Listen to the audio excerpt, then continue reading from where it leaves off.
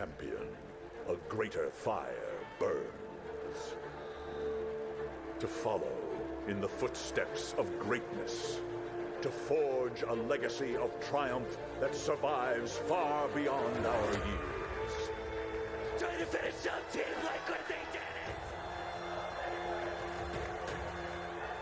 Still, they answer the call to battle. Arrow connects. Cena's chasing him down. It's over. GG is called. Tundra. They'll be moving the upper bracket final. To endure a fiery crucible time and time again.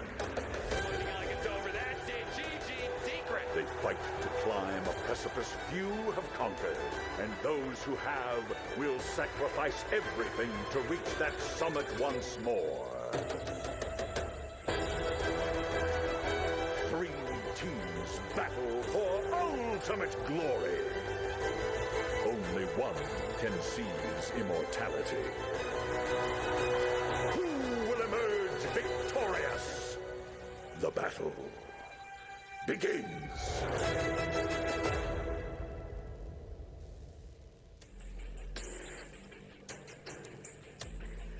Good morning, everyone. Welcome. It is the final day here at Singapore Indoor Stadium, and we are just mere hours away from crowning a champion of the International 11.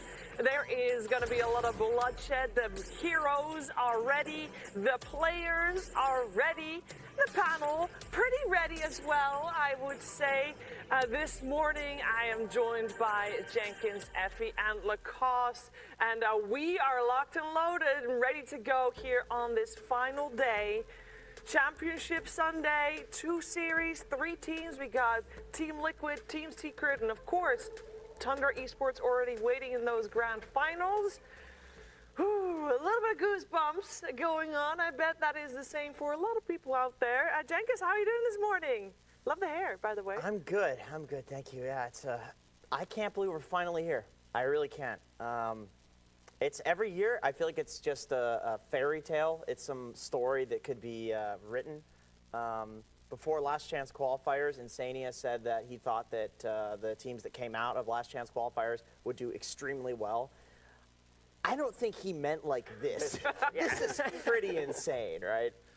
It is pretty crazy. Not just 3 teams from Western Europe, Effie, but also indeed both Last Chance qualifier teams. Yeah, I don't know. I just feel like their stars aligned for both of these teams, and they've found their way here. And it's no coincidence that both Secret and Liquid have the most games played out of this whole TI if you combine the Last Chance qualifiers. And I do feel like this experience just took them all the way. Yeah, I can only imagine, what these players, what's going through their heads, because I didn't get enough sleep. I was nervous. I'm not even playing, and if you're playing for prestige, for everyone out there, it's a lot of money. But for these people competing, it's about putting your name onto that Aegis, and we still might have either Puppy or Matu putting second time on that Aegis of Champions. Yeah, it is incredible. And you don't know what to say and how to feel. We there's some players that are active on social media, and they're tweeting like, what do you even tweet? You made it to top 3. What do you even do? What are you supposed to feel? Because that is obviously an experience that not a lot of people go through in their lives. If you want to join in on the social media conversation, of course you can. Below you'll find all the channels. It's Twitter, Dota2TI. It's Instagram, Dota2. It's Facebook, Dota2. Of course you can use hashtag TI11 as well. And whether you're watching from home or in Singapore, of course, the Secret Shop is open. Make sure to check that out. Online, you'll go to dota2.com/TI11 Secret Shop. And extra announcement right now. Everybody that is in Singapore, after the grand finals, with the winning team, there will be a late game. So, you can stay seated and watch the show. If you're at home, also stay seated and watch the show. Make sure to check that out. It's going to be amazing. And yesterday already was very amazing. And if you want to relive some of those moments, got you covered. Mickey Monty want to continue the fight potentially. Going to try to focus onto the Crystal Maiden, and a nice stun from Foxy on the 2 here with Mickey's Alexei to follow. Still 5 2v5, but that is several buybacks from Aster. But like you said, the BKB is very important for Liquid. A charge on the Mickey, but the Frost Shield is going to get a lot of his physical damage. Foxy's going to be dead, trying to help his teammate, and Mickey pops the BKB, trying to get the dive back onto Ori. He's at half HP, but the Bloodstone healing him up to a high degree, but it's not going to be enough. Ori dive backs at Monet, stuck in someone. He's just stuck there, trying to right-click his way out of this, getting some lifesteal now, but Zai is going to be able to take him out in the end. It's going to be close. Monet is still lifestealing, despite just standing still for the last 30 seconds. Matu has already died, and now Baboka trying to chase the Lich, but there's the rebound. Mickey gets instantly stunned. Dispo's back. They kill Monet. He buys back into the game, though, and now the Unleashed going to town and access and spot back himself as well.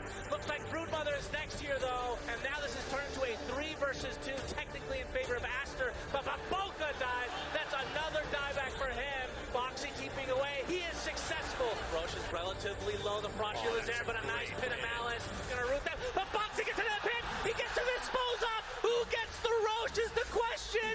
Nobody wants to kill it. And finally, Monet, he snatches the Aegis. Yeah, we'll try it on in. They want to get the Omni Knight immediately. Will they get him? He gets 4 steps to safety. There's the Guardian Angel just in time. And Mickey has to buy back after dying right off the bat. And Matu is dead as well. A terrible fight for Liquid as the BKBs have come out from Aster. Now they can just focus down Zai.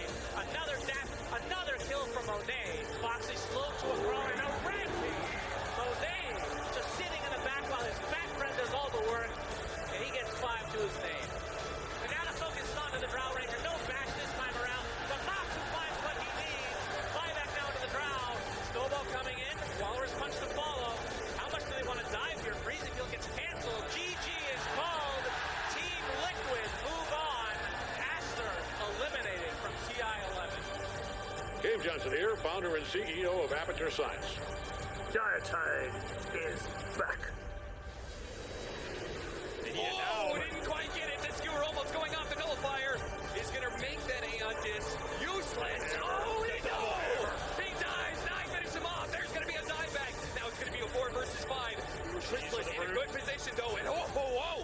My goodness, Nine just exploded at 33. That's a squat spider as well. This is maybe the last stand from Secret. He must get this kill. He needs it so badly. Another round of slide. Not quite enough, but the double slide gets him before he dies.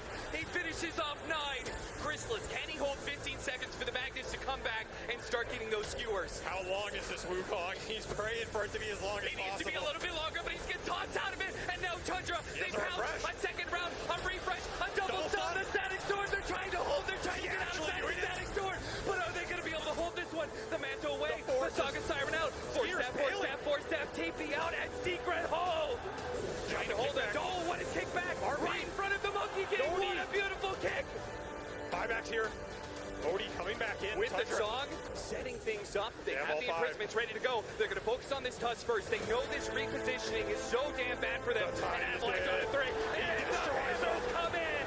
Finishing off the Ember Spirit, a 2 buyback. Tundra, they will take this game 1. Here might get caught.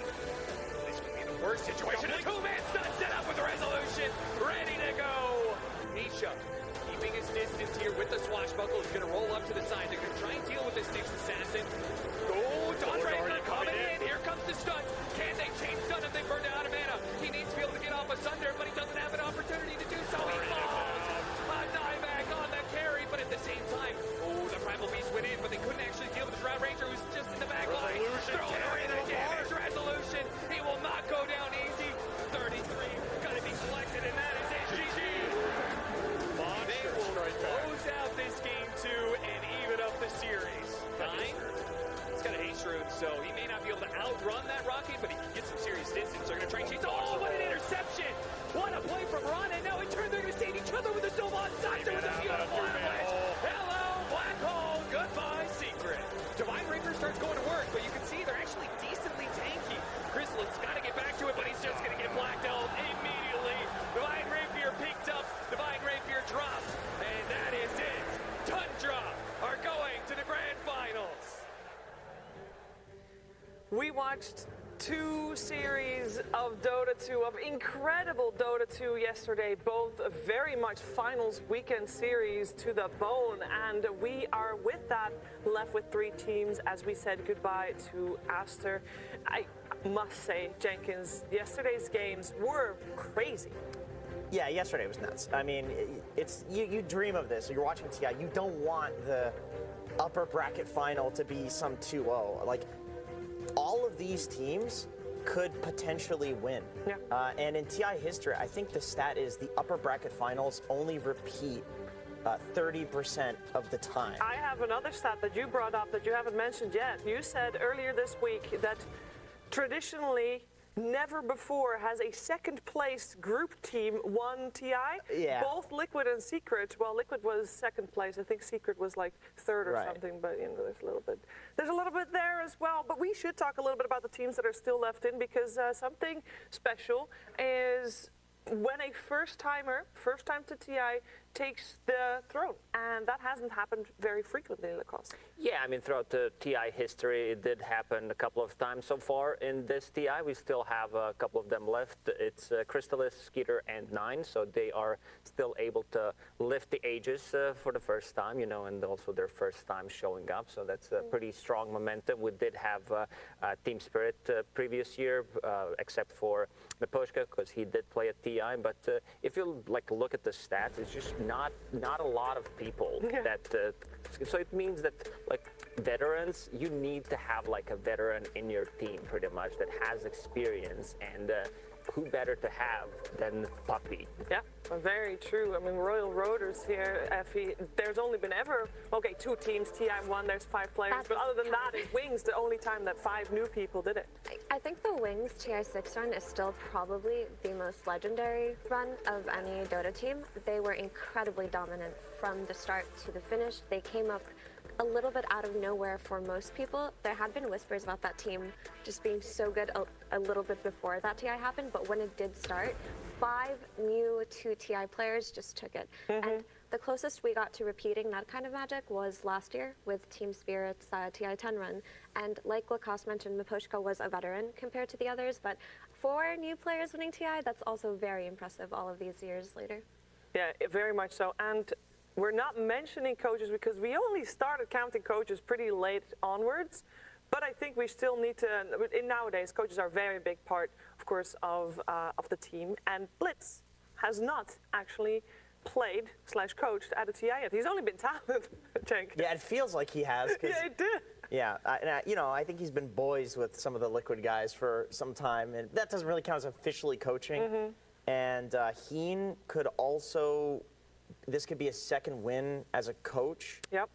And then Jerax could also win for a second time, but this time as a coach. Aoi could win for a second time as a coach. So there's a lot of firsts that can happen with coaches in particular. Yeah, it is. It's pretty crazy. We still have, of course, these in, but overall, every team has something. Yeah, they do have a lot of experience, something to back them up, because you need this. It's very rare, as Mira said, that you're going to have just 5 new players coming in and taking the whole thing. Dota, a lot of Dota ideas go back in time. Some of the counters and stuff you see, even from Dota 1 days. Dota is just very complicated game, and you need to have a good grasp on it. You need to know the history. Yep, very, very complicated game indeed. Yeah, just off of that info that showed up, I really do want to highlight AUI, who of course everybody knows and loves because he did work TI10 last year after failing to qualify with Arkosh Gaming. And he was kicked for that, just for the record. It's actually his first year coaching, and he hasn't been doing it from the start of the competitive year. I believe he joined them halfway through on Tundra, and he has just done an incredible job. I mean, as far as coaching debuts go, I do think AUI has the best results probably ever, so just pat him on the back for that. I really do think he is one of the best minds that we currently have in Dota. Yeah, it fits very well in the lineup of Tundra as well, who we always say, they're the innovators, they're the Shiver! Welcome, my friends. I know you're in the middle of some deep analysis, but I wanted to give a moment of levity. Gentlemen, ladies, I would like to start Singapore's favorite game show. Hit the music, hit the logo. It's time for Forced Fifth 50%! You know the rules by now. Pencils down, laptops closed. I got it. And I have one extra layer introduced this time. Please look underneath your desks and you will find a 1 and a 2. These will represent which of the two heroes you will be selecting. Right now you see a Grimstroke and you see a Wyvern, but why are they on this screen? Well, it's because I want you to answer some questions. You at home can participate. I want you to tell me, which of these heroes were picked more? I'm talking group stage, I'm talking playoffs, I'm talking all of it. Jenkins, let's start with you. I'm gonna go one, Tsunami. You're going one, you're going winner Wyvern. I'm gonna go winner Wyvern, Tsunami. Okay. Effie? Are we counting LCQ? We are not counting LCQ. Good question. I'm gonna do 2. I didn't get that information, Tsunami. You absolutely did. You should have paid attention. I have all the information, and I'm going to go with 1, whether I had or didn't have that information, because I feel Grimstroke is in a really bad spot right now. Oh, but better spot than Wyvern? Who knows? Shiver, I don't even have to ask you. You're one step ahead. She was paying attention. Computer, please reveal who has been picked more at TI-11. Computer. Oh my God, the anticipation is killing me. Yeah. All right. 3 games versus 2 games. Don't worry though, there will be more questions. That's tight. That's tight. It's a tight window. It's a tight window. Score. That's why I like to keep it though. Let's see what the second question is. I want to know about these spirit heroes. You know, you hear a lot about Storm, but I want to know about the bad ones. Void Spirit, Ember Spirit. I'll give you a bit of a hint. Both of their win rates are garbage. They're in the 20% range, but which one has a slightly higher 20%? Shiver, let's take it off with you. I think Void Spirit got picked less times, and therefore has a chance of a higher win rate. Okay, I like the logic, the cost. 12 is not an answer. I don't feel like I've seen a single game where Ember Spirit has won a game, so I'm just going to go with Void instead. Okay. Ember Spirit has won Dota games. Liquid won a Dota game versus Brood. However, Void Spirit is picked less, which gives him statistically a better chance. Okay. And Jenkins. I'm gonna go ahead and say that Shiver pretends to be a host, but in reality, she's a better analyst than all of us. So I'm gonna go 1, just copying her answer. Here's the thing, though. You're not a better analyst than Twitch chat. And I hear Twitch chat is saying 2. Computer, please reveal which of these 2 Spirit brothers has the higher win rate. No, it's Ember Spirit. I'm so sorry. Great job. You all got exposed. I'm sorry. I'm never trusting you again. It's okay. A bunch of frauds on this panel, and I think I saw someone hiding over there. You want to go on a journey? Let me take you on a journey of healing. I want to know which of these 2 heroes has a higher average heals per minute. Dawnbreaker or Undying? Heals per minute. Oh, that's a trick question. Self-healing counts, doesn't it? Self-healing counts, doesn't it? Anything that involves either Solar Guardian or Soul Rip counts. Does healing a tombstone? What about Wraith Pact? No, it does not. Only Tombstone would be heroes. like 7 HP. Wraith Pact aura counts. We have a new term, HPM. You're getting a little bit too in the weeds, my friends. Okay, I'm gonna go 1. I'm going following 1? the I vote 1. I think he's smart. Well, I want to make sure all your answers are documented for posterity. You got a 1 for Jenkins? Does I wouldn't go with self-healing 1 count, last like time. the passive? Yeah. Does your passive count? Yes, it counts. 1, 1, 2, Sorry, 2. I'm changing you my stole mind. it. I didn't know passive counts. All right, let's see what it is. Chat's saying Undying. Computer, reveal the correct answer. Oh, it's Dawnbreaker. What a shame. He's You tricking hate to us. see it. You hate to. It's Wraith Pact. It's Wraith Pact. It's Wraith Pact. That's mean. Why Listen, did you do that? Undying should be better at healing if you wanted to stay on the screen. All right, Undying Dawn, go? we'll see you later. I've had a pleasure joining all of you for this little journey. She's mean. She's mean. She's mean. Let's see how mean she's going to be in these next 2 series, though, because I won't take any more of your time. I hope you all enjoyed another episode of Forced 50. Say it. Forced 50%. But I got 0%. 54%. It doesn't feel. I mean, I'm 0. Well, because it's 3 questions, I feel like it's forced 33%, more but than forced 50%. that would still imply that These are edible. They do smell nice. It's really stupid. It's disgusting. Right. You know what is not very stupid? History. History is actually very, very good and very interesting, especially when taught by our historian, Pierre Flax.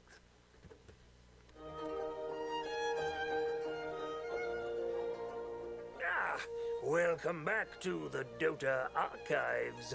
Since your last visit, I've been extremely busy digging yet deeper into the background of our beloved game, and have stumbled upon a category which previously nobody had thought to make content about: Dota 2 heroes. Heroes they may be, but sometimes even the best of us can fall short. Let us burrow into the archives and find out which have failed and which succeeded. To get us started, let's first review the latecomers to our game. No failures here, of course. New heroes are universally beloved and certainly above reproach. Every new hero that comes just ruins the game. 我觉得一推出就特别厉害的英雄。Ну, я тебе так скажу, абсолютно любой герой на релизе это просто сумасшествие. Honestly, a lot of the new heroes are really... No, it's Primal Beast. Primal Beast was the most broken hero. Primal Beast, который всех выносил, это просто жесть было. Primal Beast, just seeing coming around the corner, you know? Every single game you play versus a good Primal Beast, he's 20-0 at like minute 15. 就是受这个英雄他打破平衡，就是在于他那个刚出的时候伤害实在是太高了，然后他那个三维就是初始的力量包括血量都特别的银把，然后就每把都会有这个英雄，如果没有被顶掉的话。As soon as I saw Primal, I don't even know what to pick. I can't hit him in lane. I can't out-CS him. He has 20 more damage than me level 1 for some reason. And he kills me from full HP. Primal Beast and Marcy, both those heroes were like abominable on release. You literally, like, when they're on your screen, you're dead already. Like, it's too late if you see them. You have to not see them to be alive. Interesting defensive stratagem. Merely avoid noticing the enemy. I've certainly had a lot of luck staying alive in Dota by simply not having any idea what's happening, and I'm sure our young professional there understands that better than most. Perhaps my good friend Sun Wukong, the Monkey King, introduced way back in 2016, will be better received by our professionals, И макака, которая на первом уровне там 500 урона имела. Like, only Doom had 150 range compared to melee heroes 128, but Monkey King had like 800. So he just smack you across the map. His jingles would never run out. It did like 1 billion damage, he had lifesteal to full. I mean, the whole like no noise when you jump thing was really great. This just silent assassin just comes out of the trees and you go, "Hiya!" and then he stuns you and then you're dead. Yeah, I mean, no comment on that. Like, that was probably the most easiest hero to play when it came out. Get hit 4 times and I'm dead, like, okay. Insane mobility, you cannot man fight, he just kills everything. There was still this time where like Basher worked on his ultimate, it's like, this is unplayable. Unplayable. That sounds like another member of our elite cadre, Kowlin, the Earth Spirit. Not new by any stretch of the imagination. This geological aberration has been with us since 2013. But when he first rolled into the game, well, personally, I think it was fine. And before them, Earth Spirit had similar vibes to that. It's like he saw you and you were dead. He rolls on you, he kicks you 6 miles backwards, you're in the tower, you're insta-silent stunned. He has some reverse geomagnetic force staff thing going on. That here was something else. I think the pull stun, so you do like pull into roll and to kick into your tower. You just play for some like Jerax or Weeha and they would just kill you off cooldown mid. You wouldn't even know what's happening. 当时好像他每个技能都特别厉害，然后输出也比较高，而且可以打中单或者拿很多绝活跟拿他上分。Earth Spirit, it required some finesse, you know. You needed like some Jerax or crit out there, like, you know. Like I know the hero was really dumb when it came out, but I also like measure ease of like, you know, execution. And if it was purely ease of execution, you know, die. Mixed feelings, certainly. But what about our next hero? Will they be afforded the benefit of the doubt? Can a group of 3 pyrotechnically gifted maniacs really be so bad? Their names are Squeeze, Spleen, and Spoon. May he rest in peace. So after all, how bad can it really be?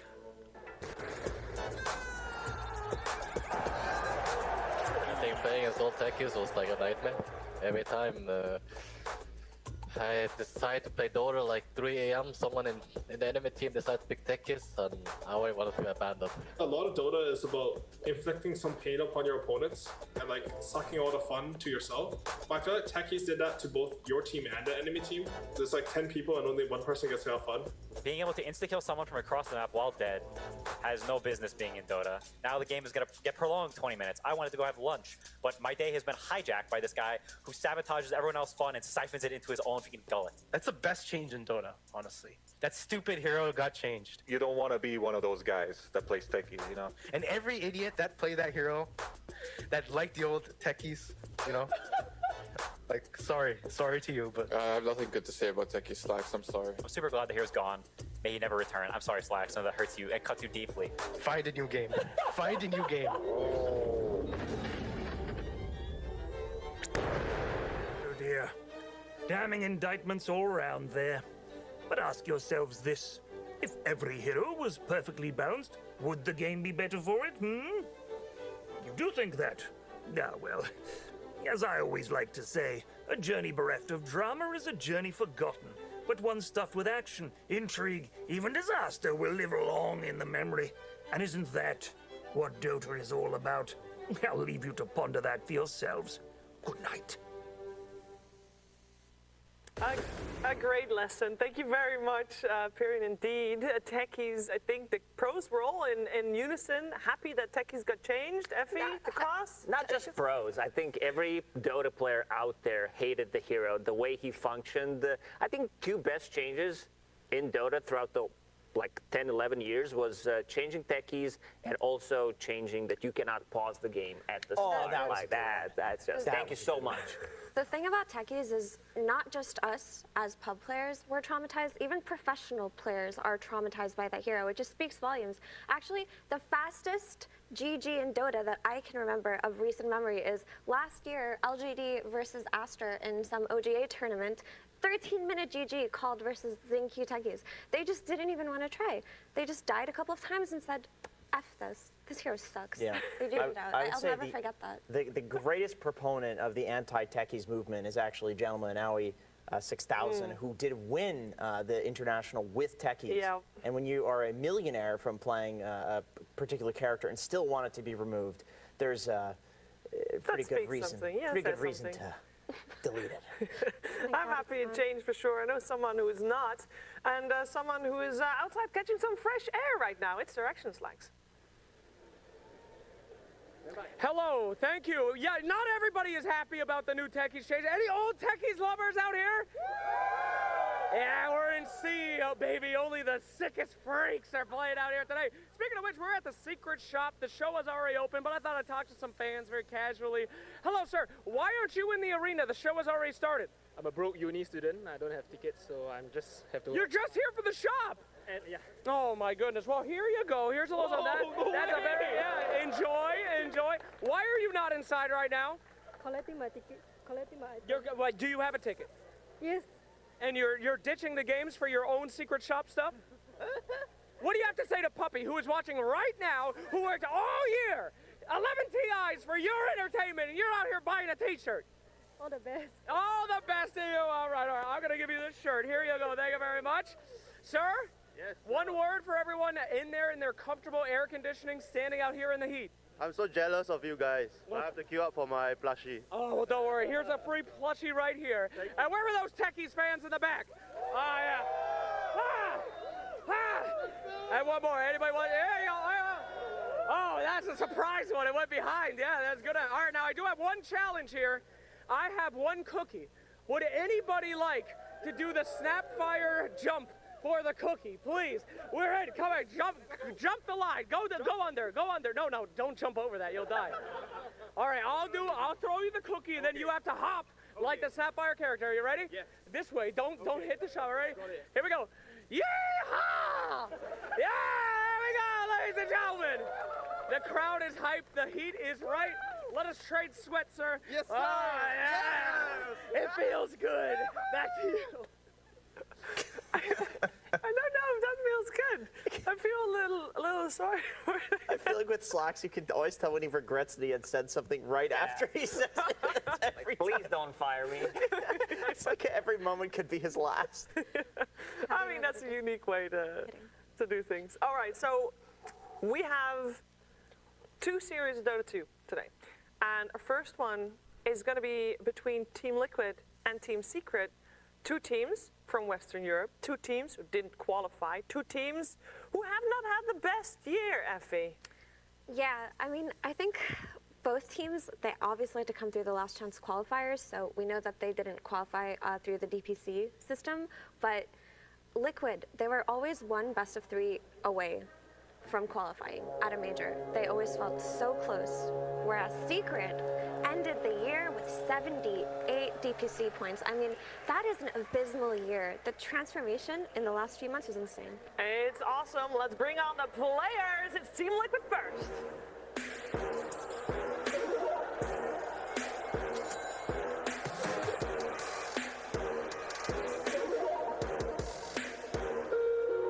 Choose wisely and crush those responsible.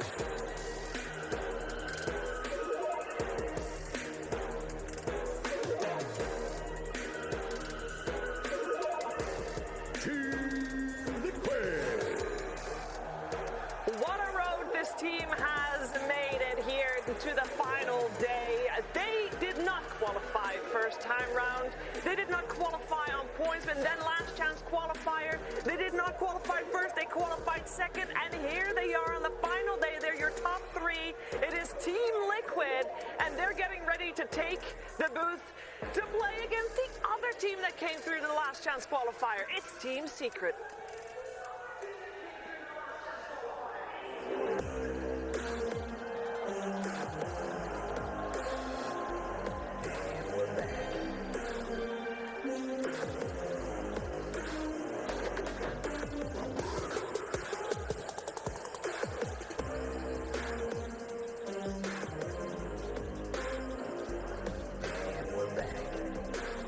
Team Secret. They had the upper bracket route this time around, but still did not secure their place in the grand finals yesterday. They are looking to do so today, though. They have one opponent to go through before having potentially a rematch with Tundra. We'll see if Team Secret can make it all the way here today. They definitely have looked on fire and leveled up through this tournament. Same can be said for Team Liquid. Now, we obviously love talking about both of these squads. We really, really do. But we also really love listening to them talk about each other. Here is Team Liquid on Team Secret. I think Team Secret during this event, they really figured out the meta, and I feel like the way they draft and the way they approach the game, it sets themselves up for a lot of success. First of all, I think Nisha is probably the best player alive. I think he's incredible, and I think he deserves all the success that's coming to him. And I think the same can be said for Puppy. They have good players. I mean, I think they have like the best coach I've ever played with, seen. So after a rocky year and a few switch ups, I think they found like a group of players that actually click very well. They seem to understand their team very well and how to best utilize the players and how to get everything out of all of their players, really. Having Nisha in their team, I think is like the best modern Dota 2 player in the world. Like, it's like, I don't know how can you, with this recipe and having Puppy with all this experience, how can you fail with this much like a recipe for success already? Like, I don't see any point in, like, I don't see any way, you know, like, for me, it's just expected. I was really happy that we didn't have to play them in the last year's qualifiers, so we both could end up qualifying. And now if we do have to end up playing them, I hope for it to be in the grand finals. That way, I think we'll get a finals that I would be, like, no matter the results, like, I would be kind of okay with. A lot of love, a lot of respect between these two teams, and how else can it be? Zai has played 3 internationals with Team Secret. And of course, Zai and Matu last year, they were at this very point in the tournament. They came 3rd with Team Secret. Now they're on the other side, and only one team can advance. Jenkins, that is heartbreaking. That's right, Shiver. This is a grudge match between these teams. Love and respect. Grudge. Yeah, lots of respect, lots of love. But in, you know, brotherhood, there's also you want to be better than your older brother. You know, you see your older brother playing video games, you want to beat his ass at the video game. Yeah, playing with unplugged controller as player 2. Exactly. Puppy said in an interview that my ultimate best option was that we all play together until the end, regarding Zai and Matu leaving. And Puppy and Zai are the only remaining players who have now finished top 4 and at least 5 TIs. Yeah, that's pretty insane. That's crazy. And I want to say, you know, if I can see a pattern, it was Puppy who placed 5th at TI 8, placed 4th at TI 9, and at TI 10 he got the 3rd place. So I think he's getting at least a 2nd place here. I mean, the pattern has to continue, but I feel that this match is a little personal for Puppy, maybe more personal than for current Liquid, because like Jenkins just mentioned, in that interview, he wanted to stay and play with these players, but they left him. Yep. So surely he's got a little bit of a chip on his shoulder in the sense that it's going to be like, okay, I'll show you. Yeah, and they have, I mean, they have done very well. That, I don't know, I don't think it's a garage carrying them through, but making it here to the lower bracket finals, it is very poetic that they meet again here today and only one can make it through. So I'm very happy to see this matchup. When we heard both Matu and Zai talk about Team Secret, they both narrowed in on Nisha, best player in the world. Yeah, because he's been so consistent throughout the, like, ever since he's pretty much started playing professional Dota back in the, like, Kingwin days, even a team before that. Like, Puppy is the one who recognizes talent so quickly, and Nisha has been so stable. I don't think I can recall a game where Nisha had a really bad game. It's just how good he is, it's pretty insane. And speaking of that, I remember in an interview last year after TI10, Nothing to Say was asked about the mid laners that he faced at TI, and he said that overwhelmingly and by far the most difficult player to go up against in the mid lane mechanically is Nisha.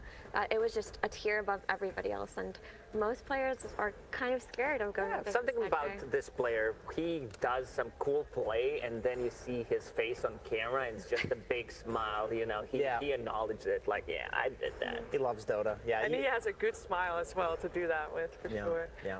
And he's going up against a guy on your screen right now, Mickey, there on your left.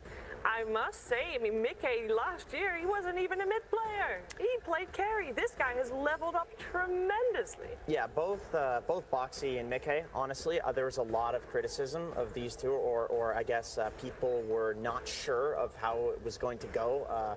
Swapping these players' roles in order to make way for the new players that were joining Team Liquid, and they're carrying so tremendously hard in this tournament. I mean, I feel like obviously we're at the top 3 right now, so every single player has shown up in some series in some way. But with Mickey and Boxy, it really feels like a bit of a redemption arc, because it felt like a lot of people didn't believe in them, but their teammates believed in them enough to play with them. Even Taiga saying, like, yeah, you know, I stepped out so that way because I did still believe in them as players and that they could do it. And man, they've shown up. I agree completely. And I also think that fluidity of when you recently switch roles, when you were a carry from Liquid. there you go. When you recently switch roles, when you go from a recent carry player to a now mid player, I feel like those players have a much better understanding of when and how to pressure the enemy carry. Like, they understand that timing's just a little bit more than anybody else, just because of the recency that is fresh in their own mind. And I think that has really shown with Mike's performance this TI. It felt like he has stepped up in every possible way, but he's always hitting his timings. He's rotating to the correct side lanes, and he knows when the enemy carries timing is and plays around it. So, I mean, hats off to him. It's not the easiest transition to make, but he has done it seamlessly. I mean, throughout the year, some people had questions, but I think that all of those questions are answered now. It lets them swap roles as well. Like, this team is one of the teams that they don't play roles, they play heroes, and it's because of these role swaps that they did previously. Yeah, let's see how they do on this first match of the day. Let's head over for the draft. Team Secret versus Team Liquid. Team Secrets. Game 1. And here we are, you wonderful crowd, you beautiful people out there. We're taking a look at the first game of the day. I'm joined with a couple of very accomplished players as well. It's Trent. Trent, how's it going over there? We've got a wonderful Taiga and Amara. ATF, how you doing, man? I'm doing good. Excited for the game? You excited for the series? I hear you guys might be a bit biased. Yeah, I'm super excited for the series. I know Liquid is going to win, so I'm looking forward to it. And, you know, of course, ATF, you're also here watching one of your former teammates on the old Creepwave squad. How are you feeling about Secret? I feel like Secret not gonna win. I think Secret should win. Oh my God! Like I said, must, you know? Must. All right. That's good. Trent, we already have the beginning of the draft here, as we see the Marcy band out, as well as the Lesh and the Dawnbreaker. Tell me how you feeling about these two drafts. Well, I mean, we're coming off a break, right? Everyone had all this time to prepare for their last matchup, and now we're back into the more standard format of the bracket of, like, they just hit their games yesterday, found out who your opponent is right now. Like, last night, you had your little chance to prepare, and so you're coming in with some fresh ideas of where you want to start with. And Liquid, they look to be targeting, at least, like many teams have discussed, this idea of the offlane and how they want to play from there, particularly with how good Secret are with this Dawnbreaker global combos. So, guys, Enigma, how good is this hero? Talk to me about what you guys are seeing in this draft already. Is there anything that's sticking out to you? I mean, I think this first pick from Liquid has been pretty classic. Enigma as a hero now is absolutely imber. We started it in Stockholm Major and we realized how strong this hero actually is, even after the nerfs. Especially Liquid, they're so good with Enigma because they can play it in different positions. Insania, back in the days when he played Heroes of Uber, for example, he played Enigma non-stop. And he also played Enigma this tier, so I think this pick is amazing. Silencer answer, Insta. Just go AFK and fountain and you can press global. How easy can your answer be? Dude, this is I like this. Because everybody always says, like, Silencer, just pick it into Enigma and it's going to be the answer. But you think it deals with it kind of well? I mean, it deals with the BKB Black Hole, but it does not deal with the Wraith Pact summon thing. That's the current meta. Oh, and they opt for another sort of the magic base, I guess, of Enigma, like those ideas of the big spells, but once again, nothing really there for those Eidolons. But we've seen a lot of teams go for like the safe lane carry matchup to try and reduce the impact. Do you think that's something that Secret might want to commit to in the next phase, or are they just like maybe worried about Insania flexing on this Enigma? I can talk about that. I think that the thing with Enigma right now is it's very hard to counter. Even if you pick like Silencer next into first pick Enigma, you're gonna get counter pick on 8. So this toss destroys the first two picks right now. Like, if it gets a game, if it gets a snowball, I think Silence will have a rough lane into toss. And I also think Enigma as a hero right now doesn't rely on Black Hole as much. I think people are like thinking too much about the Black Hole, but in reality, this Raid Pack item, when it got released, Enigma just got 10 times better. So you have a stun, you have a Midnight Pulse with Adalah from long range, and what is Silence going to do compared to that? You know, he has one spell, that is global, and he's useless. That sounds scary. I mean, yeah, when you talk about it, we've seen Boxy play this Tusk so many times, and he just absolutely takes over the game. I feel like I've been seeing some of the best Dota of his career so far. They are going to ban out now the Pudge. We take the Kunkka out of the pool, as well as the Monkey King. Is there anything that you feel like either team is kind of susceptible to right now? You already mentioned some of the laning woes that they might have. What about Team Liquid? Is there anything that they have that could potentially be exploited here? I mean, now Secret has to show something on 15. Like, they have to either show that this Silencer is a core, or they want to, like, pick 15 carry with Silencer into Enigma. But Enigma also could be flexed, but maybe they just think that this Tusk made it to just go Enigma Tusk lane. So, but not sure what he would want to play on the 15. Monkey is already banned. We'll see. Try and punish some of those Eidolons in the lane, as you're saying, right? A lot of those options still in there. I mean, they're getting rid of some of these heroes that can kind of deal with like the mass physical damage, right? The Monkey King, the Kunkka, trying to reduce that impact, plus just solid heroes.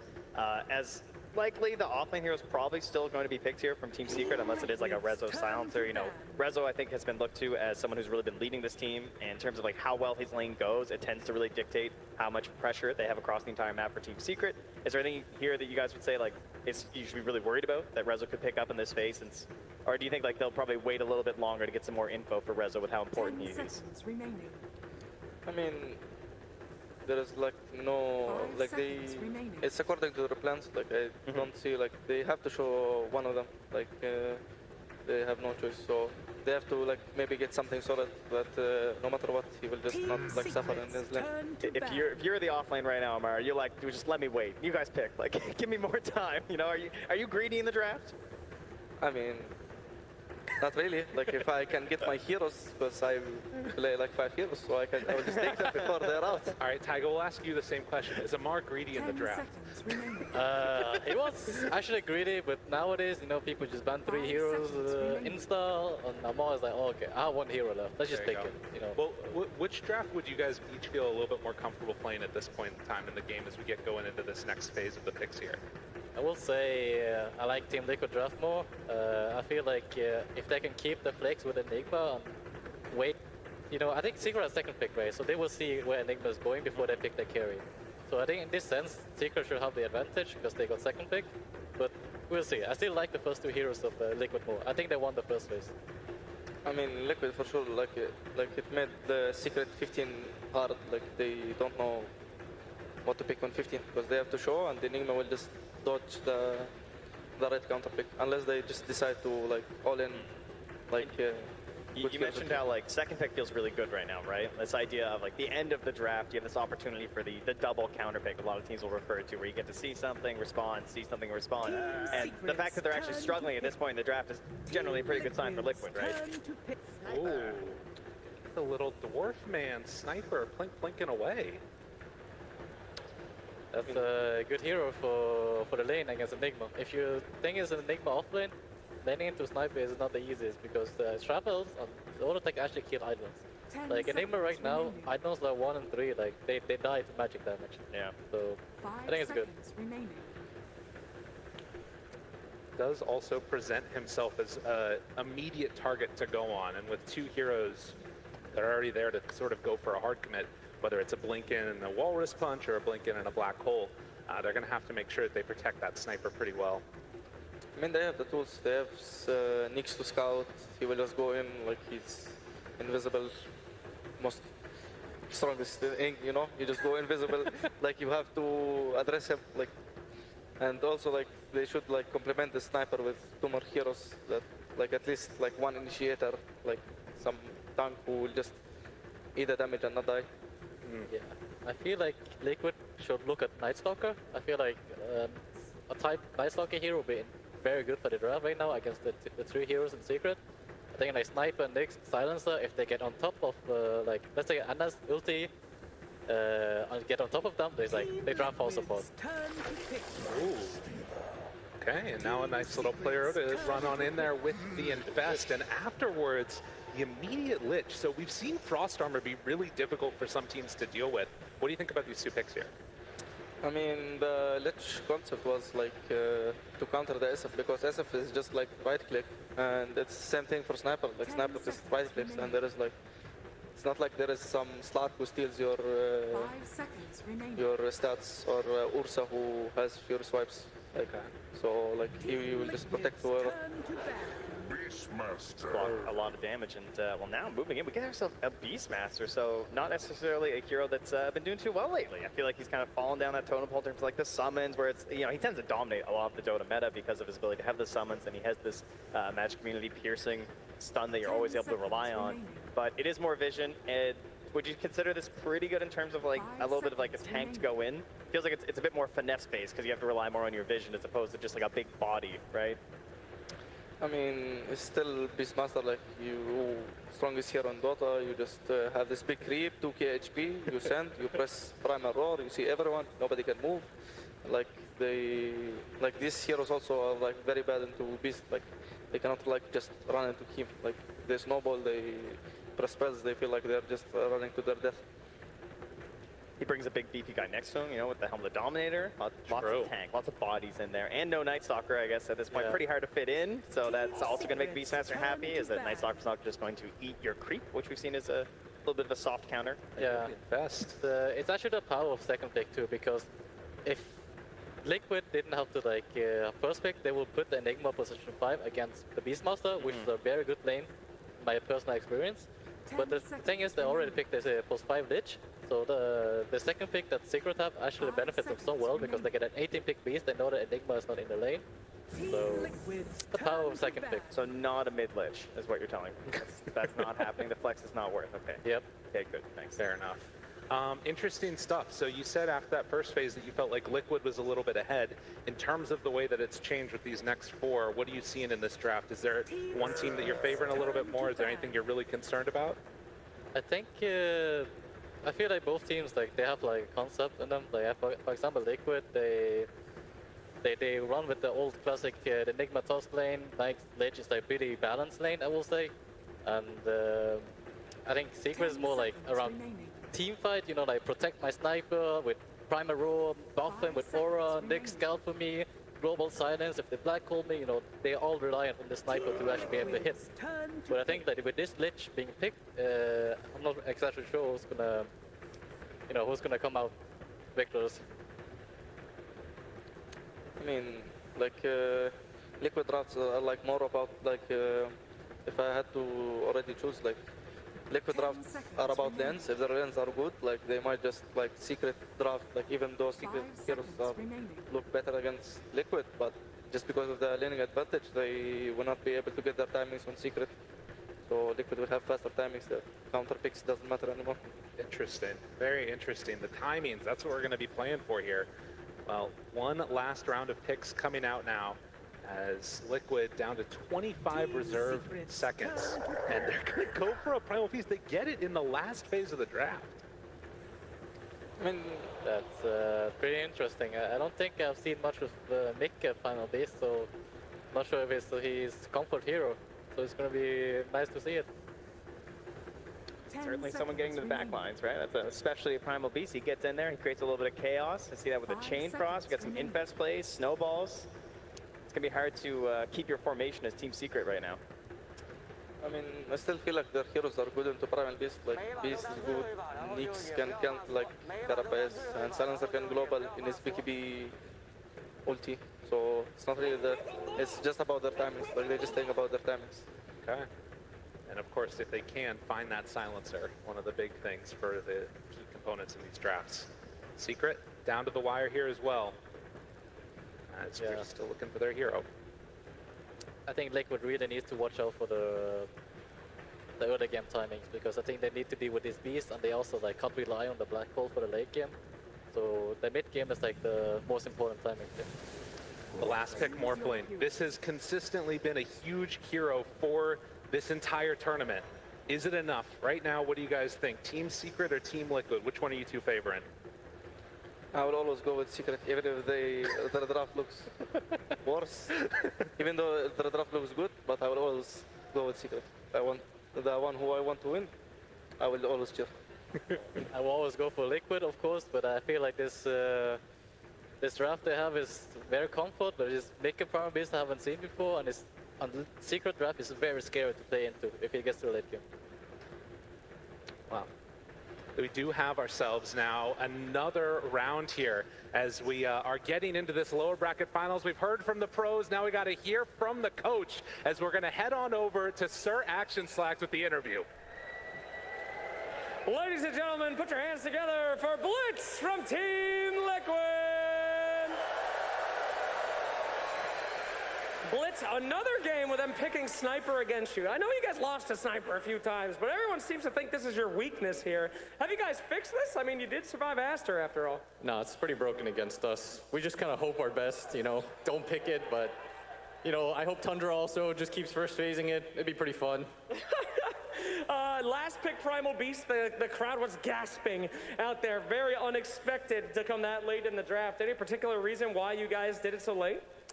Yeah, I mean, it takes a little bit to recognize the situations where the hero's going to be good.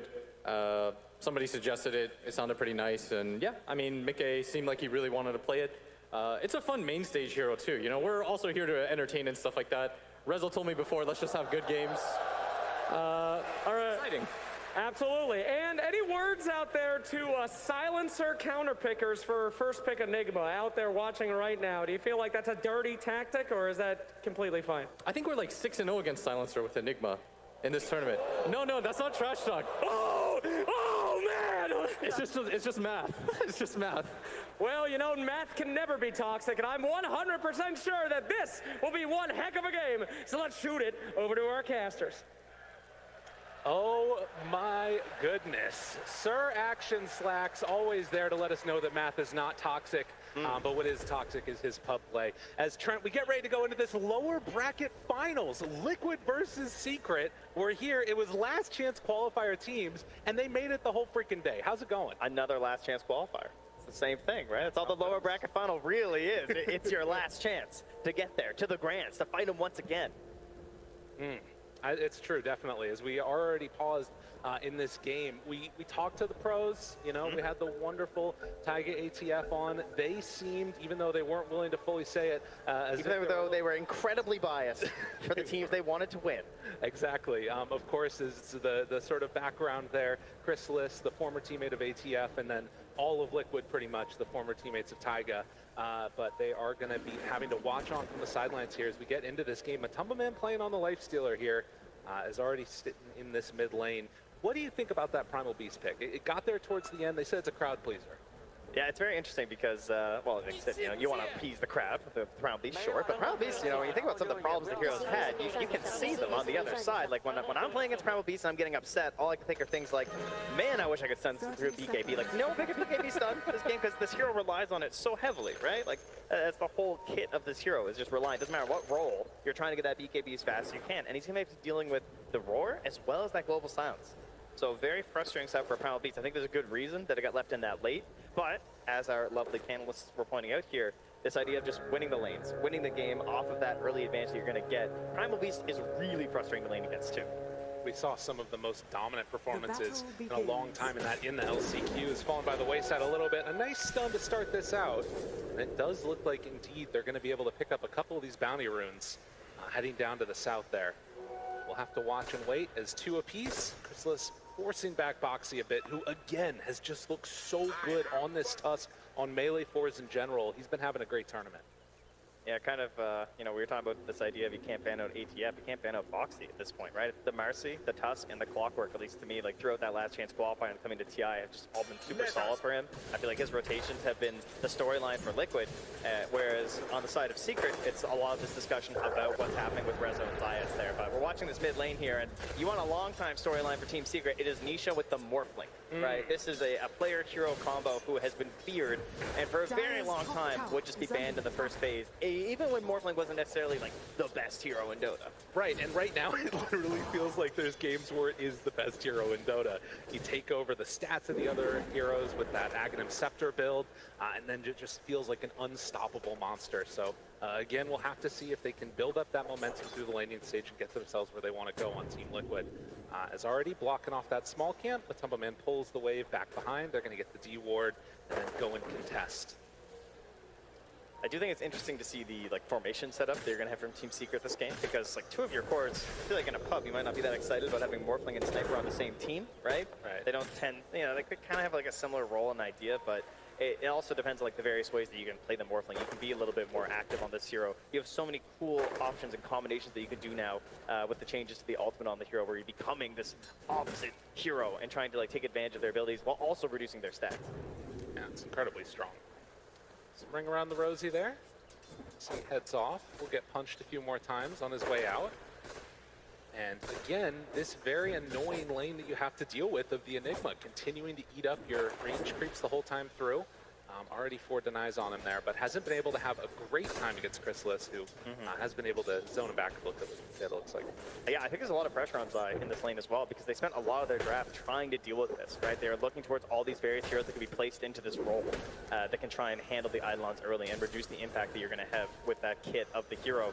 And at this point, it's not looking too hot, obviously, especially with those nerfs to the Eidolons taking so much more magic damage. Shrapnel can actually hurt him. Mango doesn't want to go for it out of Sanya, and Zayas is just going to salve up. So gets away from that one. You can see the pressure that's put on early by Lich. Sanya keeping him just back there at arm's length. Feel the tension in here. I know, man. Everyone's waiting for that first coming, get some low heroes all around. I think it's one of those things too where, these two teams, there's so much respect for each other. They played against each other a lot in the DPC, and you saw at the beginning some mutual admiration that's going on. It's going to be a good series. Safe drafts, safe lanes, everyone just chilling out. But safety is not necessarily the best thing for Team Liquid, as we've been discussing throughout the draft here. This idea of getting this early lead, getting this early head start. 3 minutes in, they're not really there yet.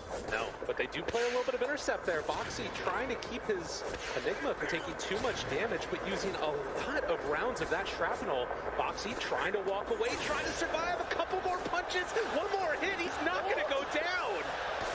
Barely keeps himself alive, but you can see the pressure that they're putting on bottom. Those branches, keeping him up. Backpacks him, salves up, wants to stay in the lane, keep that focus pressure here for Zai. I wonder if that opens up a little bit more space for themselves too, since that was all of the shrapnel charges uses from the sniper. And in fact, Boxy, wants to get a little bit aggro. They couldn't get the kill. Come at the king, best not miss. Can they bring it down? Chrysalis, though. Couple more punches, slowed. Fairy Fire backs away. Flirting with some great body blocks coming in from Zai, but they will get away.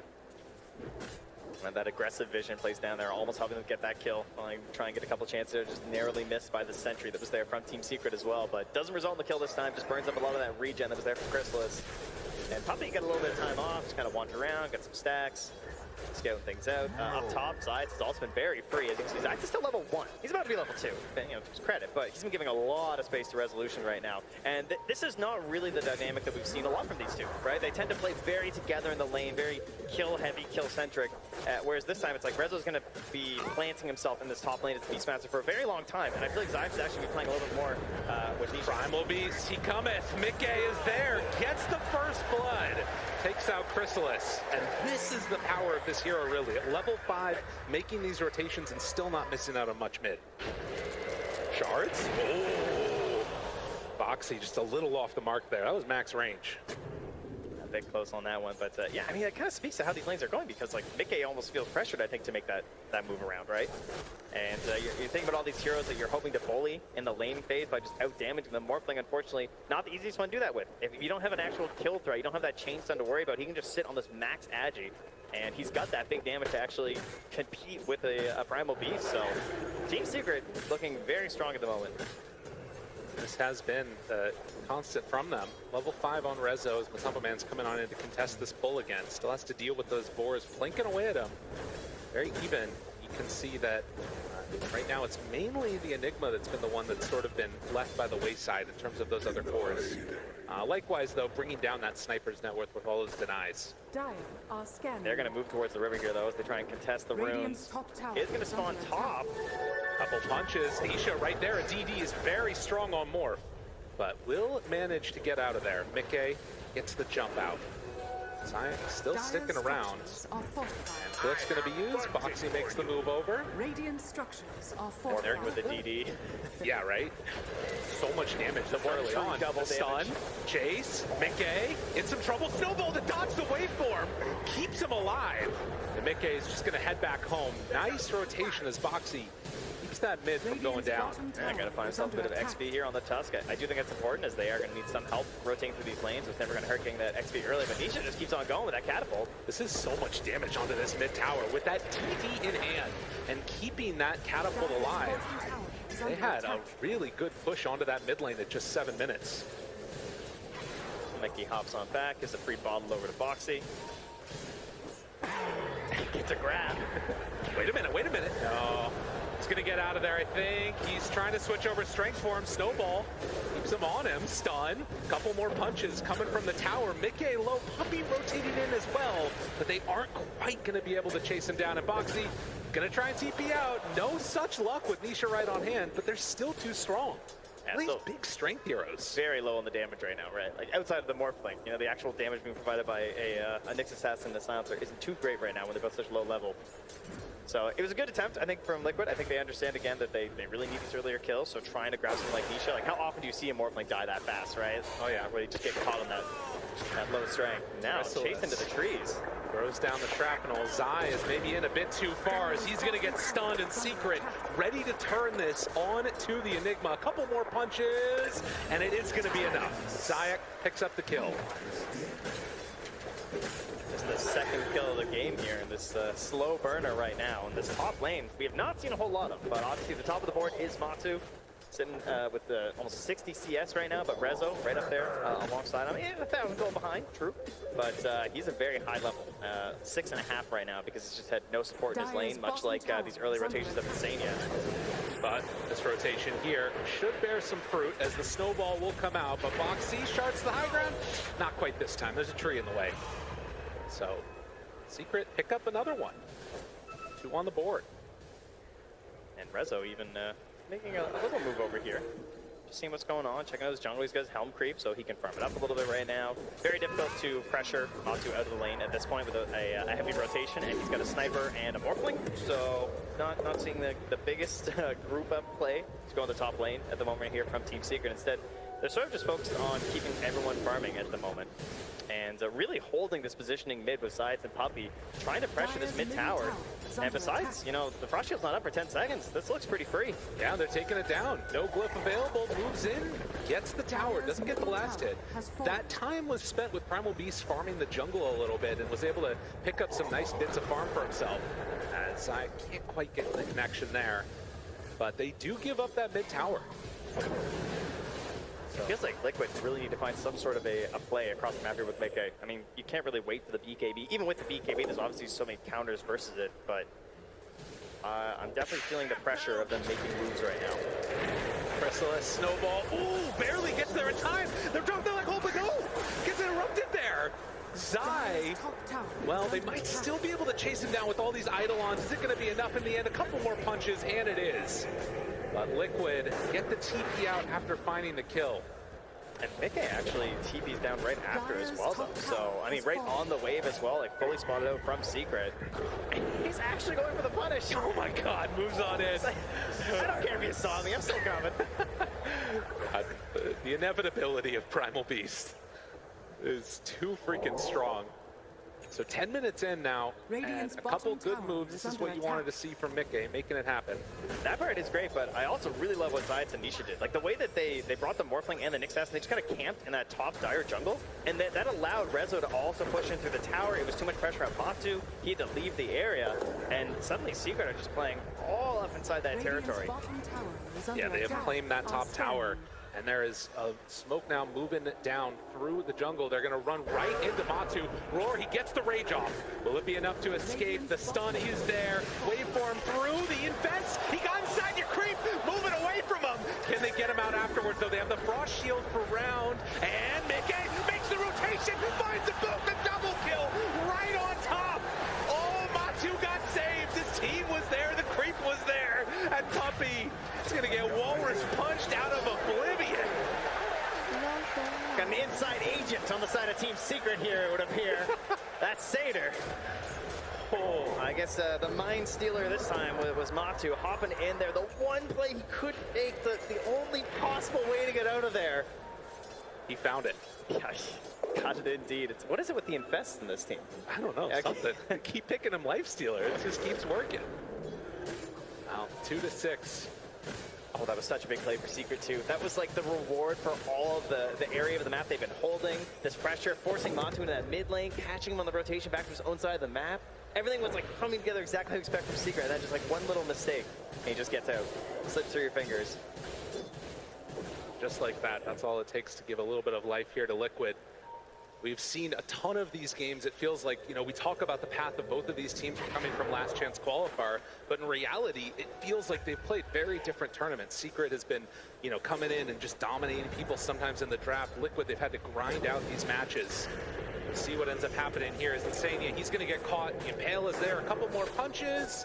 And your int is Puppies. Honestly, I'm really impressed. Very happy. I'm running. I'm TPing, but... Okay, I got you. I'm coming. I'm really strong. Go. They're all dead. Go, silencer. No mana for chain cross. Keep throwing it. Yeah, I'm ulting.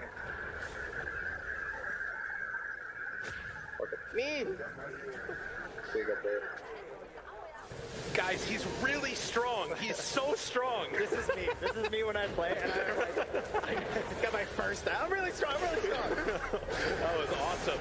Moves in now, finds Puppy's eyes there for the stun. The global afterwards, but Mickey already charged it up. Now the chase, Nisha. Need to back away. There's still Chrysalis to the side, flanking away. They have the damage though, the Frost Shield and the Infest out of there again. So they lose Zai in exchange for Puppey, also picking up Boxy there on the end. Now Mickey, oh no, needs to get out. TP away, does he have enough? He does. He's got that up, Roy's a tanky guy. God, what a wild series of events. They're diving back behind the tier 1 tower. It's still standing there. Now that was Zai going down though, of course, as you know, looking for this Enigma to try and get those auras up, see if they can get a little bit of pressure moving in on the map right now. Expecting perhaps another smoke as well here from Team Secret at this point, right? We're almost 15 minutes in the game. We start moving back towards the top half of the map. People start thinking about Roche. Certainly very possible for Team Secret. Whenever you have Morphling and Beastmaster on your team, that is a lot of damage, right? That raw damage of the Morphling plus the attack speed of the Beastmaster can certainly cut through that pretty fast. And the help of the Hawks, the Boars, the Helm Creep, there's lots of vision to give you the confidence to go for that. Of course, added onto that eventually is going to need to be dealing with this Wraith pack, which is just about to be completed by the Enigma as well. So we'll see if Secret can make those moves that they need to. There is still another invasion coming in as they want to get aggro. They find resolution right on top of the trample, the Walrus punch, and one more round of onslaught. It's more than enough. Anisha, okay, turns into the Tuscan, now ready to battle. They've got him caught here to the side. Insania trying to stop this one. Oh, the Chain Frost is bouncing, but not to who it needs to bounce to. Mickey does go down. Nisha in looking for more. And Science with the wraparound. Oh, they're all on top of him. The back of the middle. He's to the rough. Right on top. Able to catch him. But Tumble Man trying to arm a Tumble for all he's worth, but they're all falling. Secret keeps the pain train a-rolling as they all die. Now, two carries hanging out. Grabs Matu's courier. Can he get out? Matu trying to run away. Nisha, I don't know if he has the damage for this, though. Crystallis is being chased by Eidolons. He's trying to get there. He's trying to get out. He's high-fiving the tower, and he's best out of there. Gets him away. What in the heck was that? Liquid are forcing these fights deep in the territory of Team Secret, and they are just committing all the rotations to come and get in there for the defense. And what an amazing carapace as well from Zeiss to cancel that black hole. Things getting perhaps a little bit dangerous with your Morphling actually getting in there, and Nishefta playing on that nice edge, but he picks up a lot of kills, and now he is firmly in control at the top of the board there. 8K net worth right now as he moves in towards that Manta. You can see some of the sort of woes of that laning stage, I think, a little bit for Secret at least. Normally, this would be the point where if Sniper's free to just plink away and start hitting you, you're all going to die, but just didn't have that damage yet. He only has the Dragon Lance at this point. It's going to need to come later on. Yeah, Liquid are playing like a team that had a lane lead, and they're trying to pressure and trying to play that game right now, but they didn't necessarily gain one. And plus the fact that you don't have this mid hero that plays off of like a blink, you have a who plays off of BKB, and he just hit that right now, 16 minutes. Sanya again gonna drop as Secret find that pick off. 10 to 10. Here's 16 minutes in. We had a bit of a slow start in the laning stage, but it has been all action since then. Yeah, they don't really have red zone a great spot right now necessarily in terms of like trying to pressure the Roche, but that could be something with the next pick off perhaps for Team Secret that they could be thinking about. And then of course you also have to consider that Team Liquid are very good at fighting in that space. It'll be a battle of the vision that's available for Team Secret. The cooldown of Global Silence is going to be very important for Puppey as well. There's going to be a lot of factors in play to decide who actually controls that part of the map and who has an opportunity to get that Aegis. I have bunting for you. Right now the vision is incredible from Team Secret, by the way. Excellent wards in combination with the Hawks means they're seeing pretty much everything Liquid are up to right now. And getting into that Manta style here pretty soon for the Morphling. Curious how quickly he wants to go in for that Aghanim Scepter. We've seen it a lot against the Agi carries, obviously still really good against these strength cores where you get to steal their status resistance away. Foxy's trying to use the Seeds of Serenity. His arm's just not long enough to get that punch on the ward. We'll get over there soon, surely. Yeah, it's going to bring the courier. Yeah, maybe worried about them playing around it or something. You can see Mickey's doing like little loops, not exactly sure where they are, as they don't have the best vision. They've got one lingering ward up top that is sort of spotting some of these moves to that top half of the map, but overall Liquid playing a little bit dark right now. They do spot some wards there, as well as the Morphling moving through, and that Mantis Sow now complete. Also, that courier that Zay's placed really deep from the next assassin is so good. It's like it's spotting couriers constantly. It's just seeing everything that they're up to. It's showing like everyone inside that dire jungle where they're positioning. It's so strong. It's one of those things that like bounty hunters and Nyx assassins can often get placed. Well, for now at least, they will just throw out a Spike Carapace there, trying to contest for the rune. Nisha picks up the illusion. And the Dire are scanning right now. That's how unsure they are of like what's happening right now, right? Yeah, they're behind him, but ready to go. Gotta watch this Carapace. It's level 4 right now.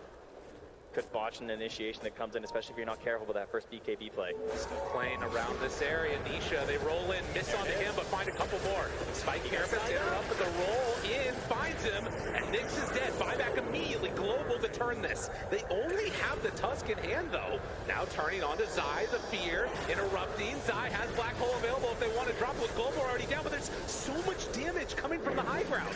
He's just caught and killed. it did cost a couple buybacks. But Secret, they win that fight. The duality of Misha's abilities on this Morphic as well, right? Like copying into the Primal Beast, charging, and he's becoming that body, and then charging in right after him is just the creeps coming in from Rezo, right? They're just like filling in this space. Crystallis has a full-on vanguard of units and heroes ahead of him, gives him the space for the damage. You can see the inability of Zai to really play this engagement, and instantly for the prize of that victory, Secret heading towards Roche. Yeah, that is huge for them. So they're going to get this one out, and Liquid, obviously aware that this could have been happening after they won that fight, will split up and try and get the farm on. But again, this game, feeling right now as if it's leaning towards Secret. That's pretty accurate, I would say. I feel like the later this things go, you know, we talked about this idea of like, sure, late game you tend to look towards the Enigma. He's going to have this big black hole, yay, but the global silence always going to be there. And be concerned about the entire time. Doesn't mean it's a a permanent counter, like Blitz said, right? What 6-0 versus Silencer? He's got the numbers. He did the evil math or whatever it was. That's right. And of course, eventually, you imagine that Zai is going to need more farm than the Silencer can get to a refresher or what have you. But of course, the other thing is going to be how do these little skirmishes work out? Can they find and catch that sniper in an open field? The open wounds picked up from the combo man now. They might be ready to go. Let's see if they can take a fight here. Zania goes on in, catches the invis rune, still great vision all over that top side of the map from Secret. Got ourselves the single Force Staff, obviously seeing a lot of the strength of the multiples, right? Stacking those Force Staffs, that's something that Team Secret will probably have with, they're gonna have the Hurricane Type on Crystallis, you're gonna have the Force Staff on Puppey, and that's an item, much like Lincoln Sphere, I would say is the other one, where the more that you stack them and the more that you have on your team, the stronger they feel, right? Oh yeah. Pull you this way, push you that way again, suddenly the whole fight gets pulled and spread out, and that's something that Liquid really don't want to see. Because they have this Tusk, right? He kind of commits to an area, so you get Force Staffed out, your fight breaks down. A Life Stealer, one of the items he hates seeing the most is his Force Staffs. He's trying to stick on people as maybe the open wounds will help him with. So getting there for Puppey is actually going to be pretty important for them. Zaya runs into a wary little Nyx assassin, and they're going to bring down that Enigma eventually. Even cleaning up that Wraith Pack for afterwards. So Secret, after claiming that Roche, they can play bullies for a little bit here. And Liquid, they're going to need to find some answers elsewhere. Makes over that creep so he doesn't give up the bounty. Nicely played. So that Helm of the Overlord is done. At the very least, they will wind up keeping some of their vision in this area. Is that a Hurricane Pike as well for Nisha? Oh, damn. Okay. All right. We got movement all over the place now. They're going to have a triple Force Staffs here on the side of Team Secret once Puppey finishes his. That's done. Okay, triple Force Staff. So, oh no. Good luck, Matu. Yeah. You know what doesn't help you with that, though, is if you get caught in a big black hole. That's going to be the sort of go-to, I would imagine. See if it works out, though. Obviously, still very tough. Snowball catches onto the creep. Tumble Man beats it up. Collects that bounty. Everyone came in for that one. They were a little concerned if fight was happening there. And, well, vision. The Hawk spotting these rotations through. Seeing that everybody is here. Team Secret, they really see everything. Like, this ward is going to be living to its full life. 15 seconds left. Salute to you. Good sir. You did great. Fantastic ward. Playing with map haps, the Hawk basically. is just spotting them right now. Like, it's so hard.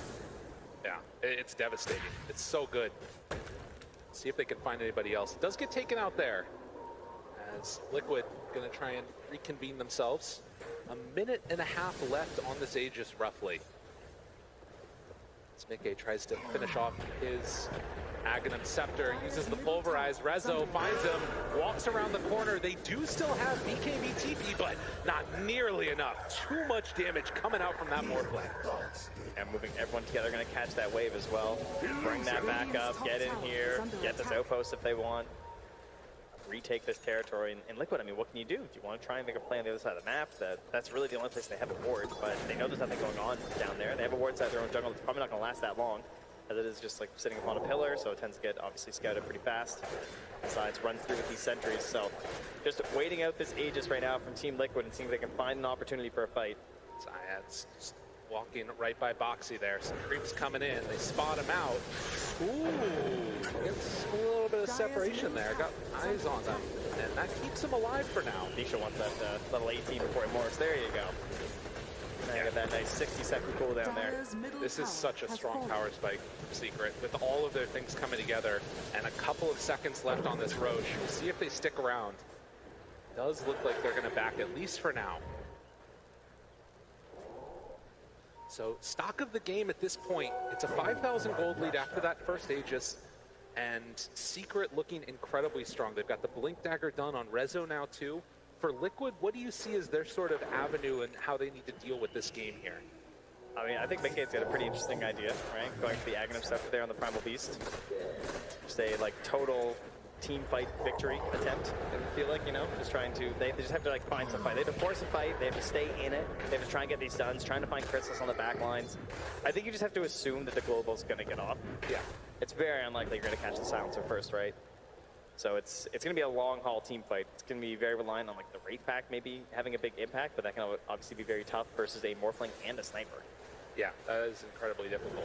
And you can even play probably in pretty far as Nisha if you get that extra status resistance from the Ags. And then the other hard part is that they don't really have the best heroes for just like pushing out the waves, right? I mean, you can see how Boxy has to play on a Tusk. Not really the best hero for this.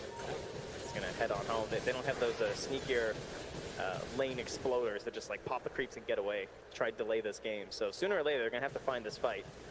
And what I like about Team Secret is that they already had the tier 2s very early, and they got this Aegis, and they didn't try and like pressure the high ground or something ridiculous with that first Aegis. There's no point, right? Like, wait for the second Aegis. You're controlling so much of this map right now between your wards, your Hawks, your Nyx Assassin, so much vision. They see what Liquid are up to, and I'm sure they're well aware that they are taking the lead. Yeah, and they don't even, like I was talking about the Aghanim Scepter, but Nisha is just going in for the Scotty. He's opting to go for this, just beat them down, right-click build. Be a little bit tanky in there with it too, as well. Another sacrifice here, keep it over to the gods. It's going to be Insania brought down. Can the rest of them get out? Matumbo Man, he's raged. Snowball in to try and get him away as Mickey is getting pummeled. Nisha chase, Nisha kill. A double for the Morph. Ready to go in for a bit more. Insania, he fought back for this one. He's got to get out of there. The chain drops, but look at him go. They're on top of Boxy. He is also going to go down. Matumbo Man looking for a bash, hoping to go toe-to-toe against Morph, but Secret, they are having none of it. Devastation up on the high ground. It's 26 minutes in. This is a lane of racks. This is so much of just complete and total effective damage. It's just the patience from Team Secret. They knew everything that was happening in this game, and they're just waiting for that time because they see that Liquid are just a ticking time bomb of how they need to play this draft.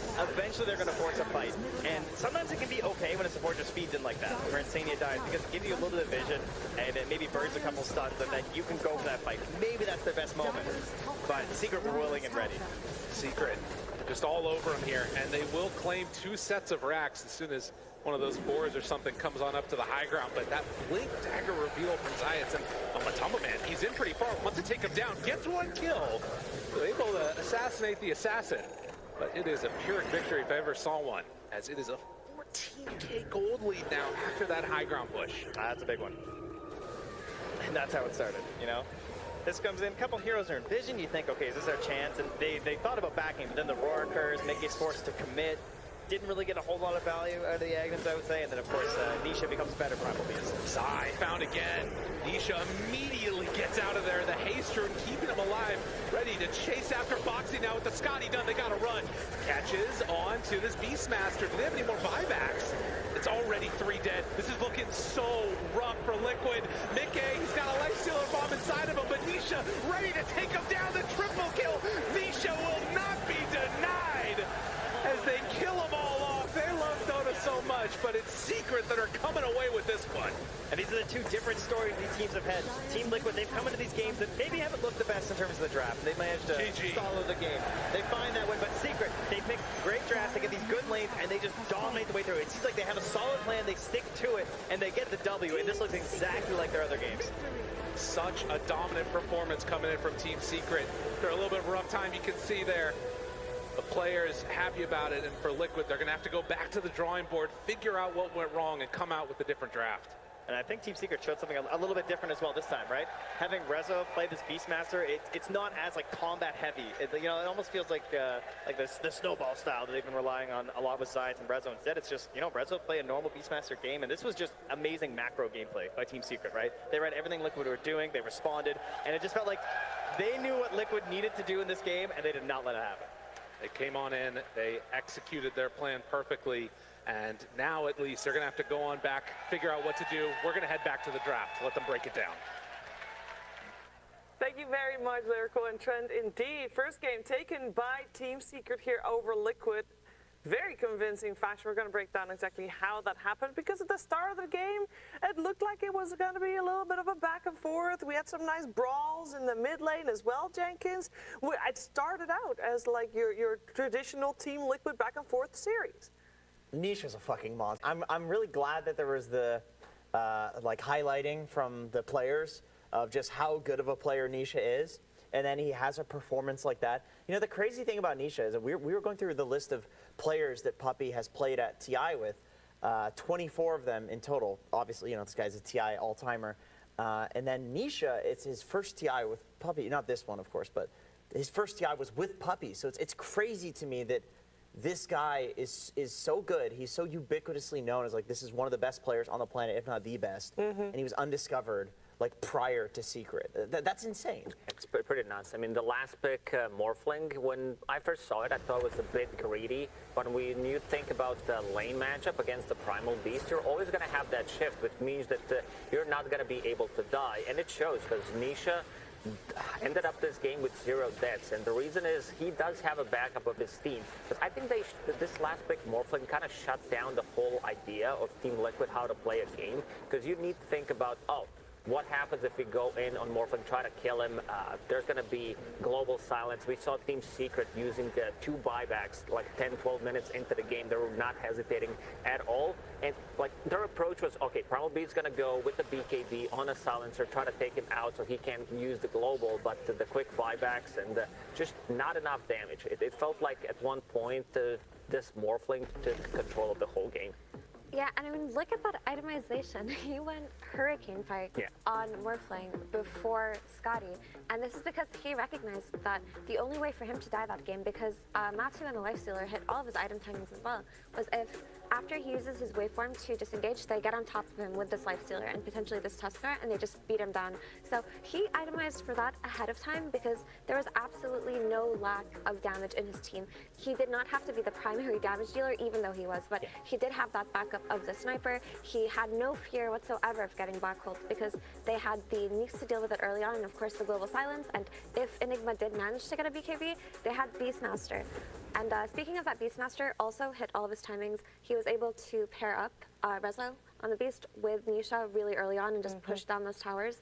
And it really felt like Liquid had no solution to play into this stuff. Good point about this Hurricane Pike, because the first item from Crystalis was also Hurricane Pike. They understood, like, we need to get people out of the trouble against the Lifestealer, against the Tusk, one of the better items. So basically they had 3 Force Staffs, one on Puppy as well, and it's very difficult to just engage. And they had this backup of the BKB piercing ability, the Beastmaster, and just way harder than what they would expect. The vision game also on point, a couple of deep wards early on coming out from Team Secret.